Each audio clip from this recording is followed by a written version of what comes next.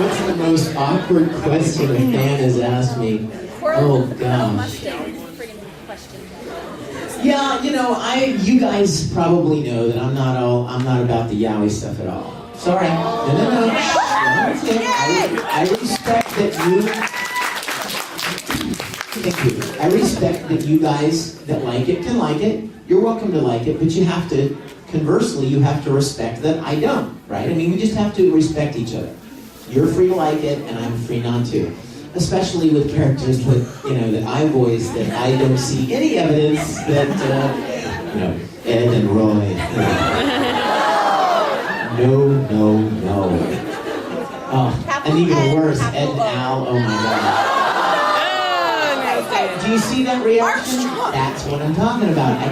I mean, we all know that's just gross, and it's just kind of twisted.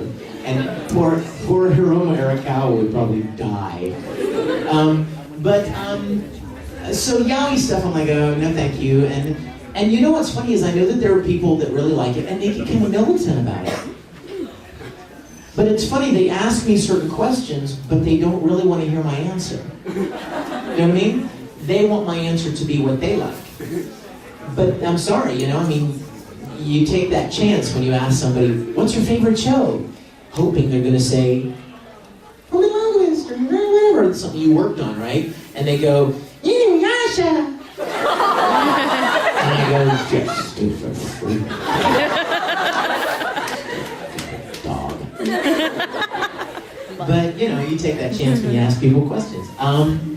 I do get weird requests every once in a while. I think this is probably on YouTube too, but hey, it's the truth. That's why I keep saying the same answer.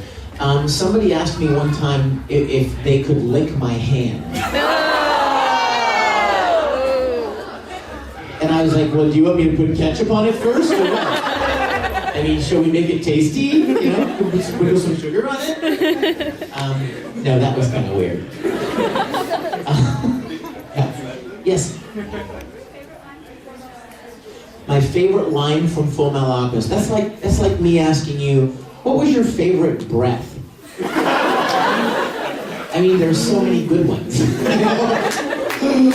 The one that I took when I was underwater, that was a good one. Or the one that I took when I was in the elevator and somebody farted. And I was holding my breath in the elevator watching the floors go down. That was a good breath. So, there are so many great lines. So many great lines in Full Metal Alchemist. I could never pick just one. Yes, ma'am. So me? Okay, you said you were able to do Orochimaru because you didn't live in Los Angeles. Then how was it you were able to do Ikaku since... Good question. Very good question. Here's what... let me be more specific. I wasn't necessarily saying that I didn't get cast because I'm not in LA. I'm just saying that had a lot to do with it. Because here, Naruto is huge, right? It's like 6 billion episodes. And there's a lot of Orochimaru. There was concern that giving me a character that appeared so frequently and had so much to do with the show could be problematic. But Ikaku is not as big of a role. It's not, and he doesn't show up as much. So, you know what? And to be honest with you, I just kept asking him and kept begging him, can I try it? Can I try it? Can I try it? And I auditioned for all of the main characters in Bleach. I really thought I would have loved a chance to have played Ichigo. But, that didn't work out. But then I was up there doing something else, and they said, hey, step in here and read for a couple of these characters that are coming up in the next set of episodes, and one of them was Ikaku. So, and you know what? Ikaku's doesn't sound like me, normally. So I was really excited to play him because he's not my type. He's against my normal type. So, and once I got to do that, and whenever they needed me, I was there. See, now I'm starting to build some trust and some relationship. And they're like, hey, you know what? He's proven that he'll come out here anytime we need him for Bleach, so maybe we'll try him for something else. So, you never know. Yes, sir. I have a question. At what point did you finally get sick of saying Kakarot?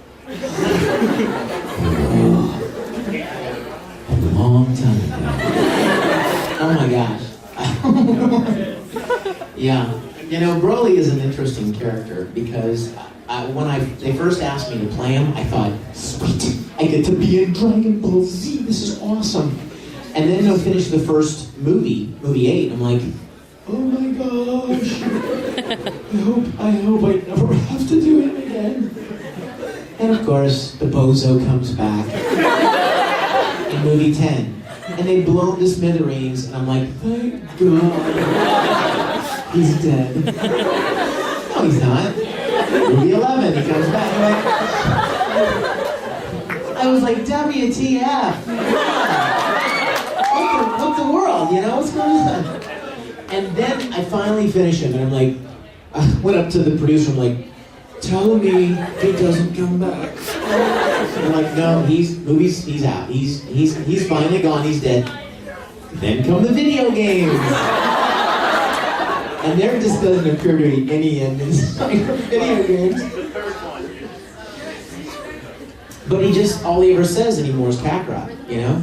So I can confidently say I've memorized my lines. Yes. Oh, project.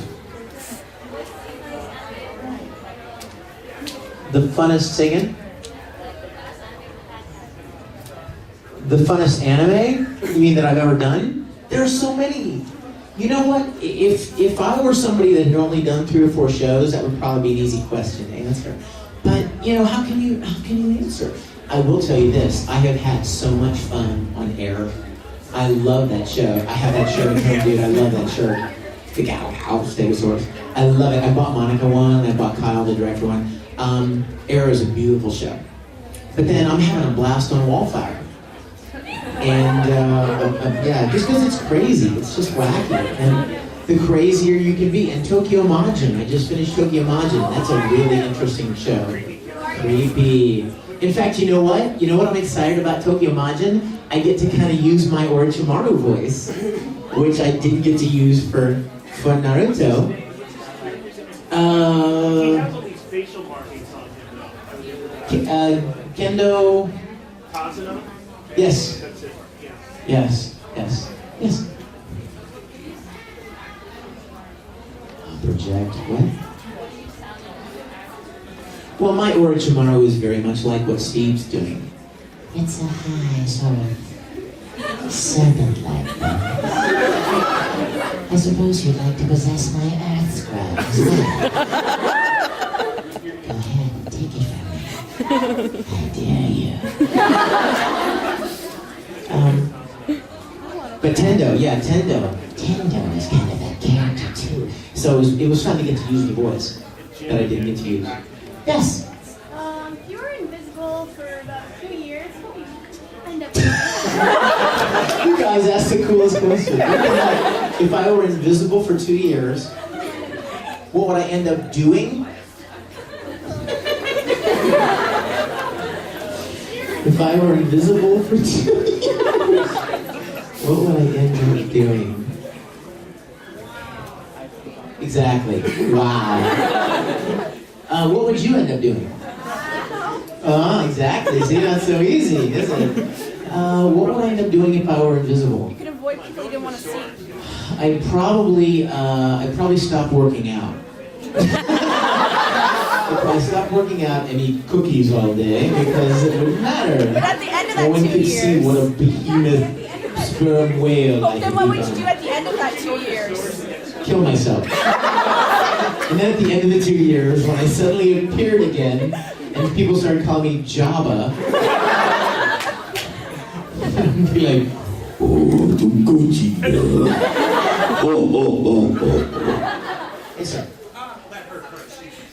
Oh, cool, okay. What were some of the challenges you first faced when you started voice acting? Which ones are the most memorable? This challenges when I first started. Well, you know, it's interesting because as an actor, you have a lot of tools at your disposal, right? As an actor, you have your facial expressions, you have your body language, the way you hold yourself or the way you move, you have your blocking, right? You have your gestures, the way you use your hands and arms. Well, you have none of that in voice acting. You have your voice. And while I could make a mean face and I could say,